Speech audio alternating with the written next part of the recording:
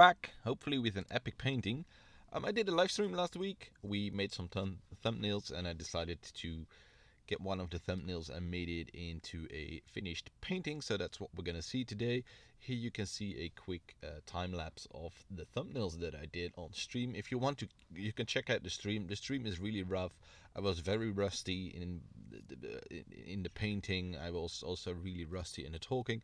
I still am really rusty in the talking and in the painting as well. So the painting isn't perfect, but it's a good starting point to get the ball rolling again. I want to continue with the channel or restart or whatever you want to call it. I do this every year. Yeah, probably about every year. Then I'm like, yeah, this is the year that's gonna be it. This year, we're gonna focus on the YouTube channel. We're gonna focus on creating paintings. We're gonna focus on learning more. And then some life stuff happens and it all falls apart. ADD doesn't help. Actually, it doesn't really help at all. But hey, we try, and we try and try until we get it right. This time I have a bit of a plan, actually. I want to stick with the plan for the next couple of months or for the rest of the year, actually. So hopefully that helps. Yeah, I just want to make paintings, and I'm gonna post them on YouTube, and you're gonna like them, whether you like it or not. I don't know if you're gonna like them, but I hope you do. So yeah, we did a short live stream, like an hour or so. We made 12 thumbnails. I only liked 3 of them.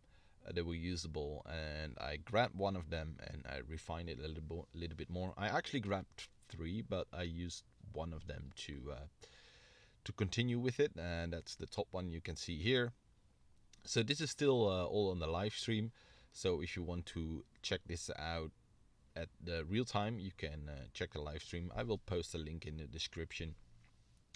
So yeah, the method that I use to create the thumbnails is just to grab a bunch of images, slap them on top of each other, do some blurring, and use different layer styles like overlay, multiply, that sort of stuff to sort of get some visual information, get some colors, and from that I try to make my painting. It's a method that I use when I don't have any inspiration and I don't really want to really get into gathering references, sketching, that sort of stuff. Feng Zhu also used it, and he referred to it as looking at clouds. And yeah, that's a little bit like looking at clouds indeed.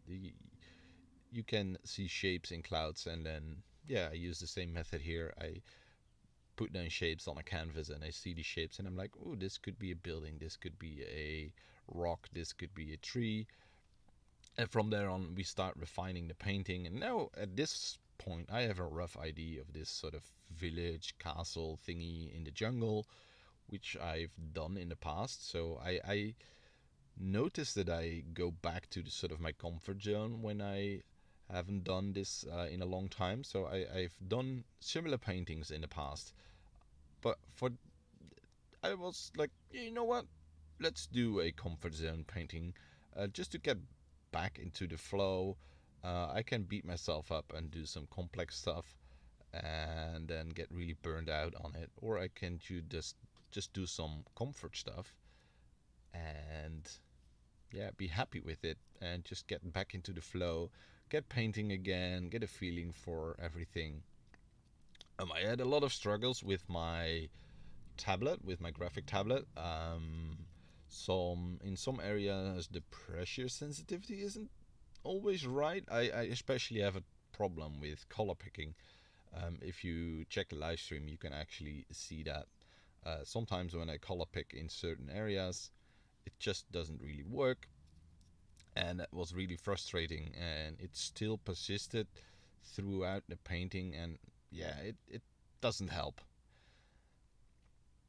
So yeah, let's talk a little bit about the painting. Yeah, as I said, sort of a jungle village. I had this photograph of a little hut in somewhere in the Amazons. Um, I copied it. I copied it a few times, put it on the painting, and from there on, I use it as building blocks for my painting. Sort of it's just photo bashing actually. But you don't want to stop here. You want to make sure to integrate the photo with the rest of your painting. and at some point you want to be unsure where the photo starts and the painting stops, sort of like that. If you do that correctly, photo bashing can be a really powerful tool. So hopefully I finish the painting enough, because that's something I've done in the past and I'm still really guilty of, is not finishing my paintings enough, just leaving them at a rough state. I feel like this one, it could use a little bit more work, but I think it's one of the most refined paintings I've done so far. I'm actually not gonna talk too much about what's going on in the video. Maybe I will do some more tutorial-like videos in the future, where I actually go into the nitty-gritty details on how I do certain things. From this part, this stage onwards, it's mostly just focusing on details, refining the information that's already there. That the painting is more or less complete. I just need to make it prettier. That's the goal from now on. If you squint your eyes or you zoom out and you check this part of the video and you check the end of the video, that's actually, from a distance, then there's not too much of a difference, but it's mainly the details, which are important. Um, don't get me wrong, but um,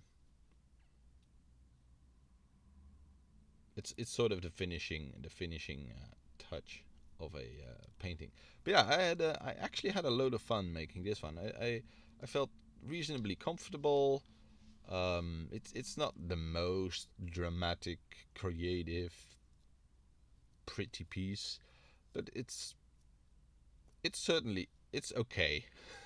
let's let's keep it at that. It's okay, and I was quite happy to do okay after a long period of not really doing any painting, not practicing, not really doing anything. I actually checked back, and it's almost a year since I did some really serious painting, and it actually quite shocked me. I was like, wait, what did I do in that time? I don't know. I don't remember. So that's maybe not a very good sign. But yeah, doing an okay piece after that long of not doing really anything, it made me reasonably happy. I was like, yep, with some work, I can probably get back into the game again. Um, I want to do more 3D stuff. That's actually something I did in the past year. I did a bunch of 3D. I worked a lot in Blender, but the past half year I didn't really do that much in Blender, so I'm a little bit rusty again. So I have to relearn a lot of stuff, I guess. But that's something I want to incorporate in my workflow in the future. Um, yeah, let's talk a little bit about the future. I just want to do more paintings. I really like the painting. Yes, I like 3D as well, but just getting in here, making stuff work, making it pretty. I don't know, it's just cool. I want to do 2 videos a week. It's probably going to be a lot of rambling, if you don't mind. If you have any suggestions on what I could do better, what I should do better, please let me know. I want to learn. Maybe I will do some scripted content in the future if this doesn't work out at all. But I just like to ramble. I sometimes think I should make a podcast so I can just ramble for like half an hour, or an hour and a half, I should say. But yeah, that's about it. There's probably gonna be some more music in the end. I hope you enjoyed it. I hope you liked the painting. I'm fairly happy with it, and I hope to see you in the next video, and that should be this week as well. So thank you for watching, and we're back, baby. Bye.